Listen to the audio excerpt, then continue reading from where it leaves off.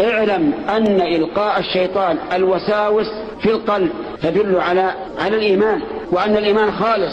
لماذا؟ لأن الشيطان قال لله عز وجل: لأقعدن لهم صراطك المستقيم. فإذا كان قلب الإنسان صافيا وإيمانه صريح هاجمه الشيطان بكل قوة من أجل أن يهدم هذا الإيمان الصريح، فيلقي في قلبه الوساوس لعله يركن إليها بعض الأحيان، ولكن يجب أن تحاربها وأن لا تركن إليها وأن لا تهتم بها.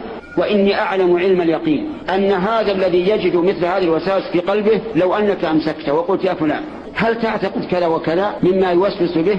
ماذا يقول؟ لا، قال: أبدا، أعوذ بالله وأنا منها فررت. لكن مش أسوي؟ يقول: الحمد لله، ما دام هذه عقيدتك فإن هذه الوساوس لا تضر أبدا، ولكن استعمل الدواء. والدواء مركب من عقارين، وهما الاستعاذة بالله من الشيطان الرجيم والانتهاء الإعراض. لا يستجرينك الشيطان، والله إن الشيطان أذل وأخص وأدنى من أن يؤثر على قلب المؤمن إذا استعمل المؤمن ما أرشد إليه النبي صلى الله عليه وعلى آله وسلم، وهو الاستعاذة بالله من الشيطان الرجيم والانتهاء عن هذه الوساوس.